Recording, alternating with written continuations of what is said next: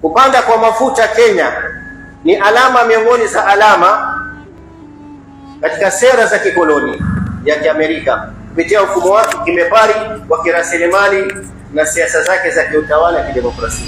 Kwa nini kusema hivi? Kenya kama nchi ni net import economy. Uchumi yake ni uchumi ya kuleta, si ya kuzalisha, yatoa nje. Mpaka toothpick ya kuchokorea vijino twatoa China. Lighter ya kuwasha sigara twatoa China. Sio nchi ya kuzalisha. Kwa hivyo ni net import economy.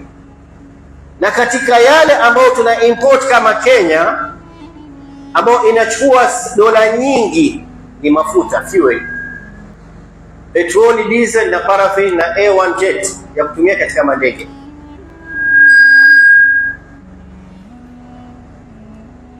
Kenya kwa hali hii, pindi dola rate iliyofika dola moja kwa shilingi 160, serikali ya Kenya ikaja kukab hii hali ya kiuchumi kwa kuja na sera mpya ya kuleta mafuta nchini Kenya, inaitwa G2G, government to government arrangement.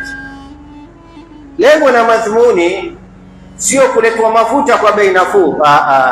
Hii ni urongo. Lengo na madhumuni ni kutafuta nafasi kupewa Kenya kutoka oil suppliers muda ya kukusanya zile pesa ya kuwalipa.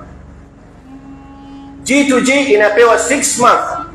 Ile mafuta inaingia leo kwa muda wa miezi 6 kama washailipa.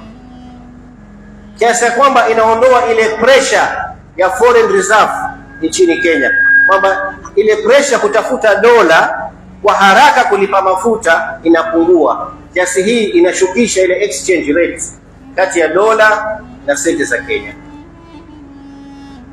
Ndio lengo ya madhumuni ya G2G system, government to government system. Hali hii ikapatia wanasiasa katika hatamu ya uongozi opportunity ya kucreate new cartels na kuondoa old cartels. Leo wanaopiga kelele ni wale mouthpiece ya cartel waliotangulia. Hapa ni maslahi ya matumbo yao. Hiyo bila shaka wanasiasa popote lipo maslahi, lazima waangalie maslahi yao, lakini lengo na madhumuni, maslahi wa secondary, ni kutoa ile pressure juu ya senti za Kenya dhidi ya Marekani.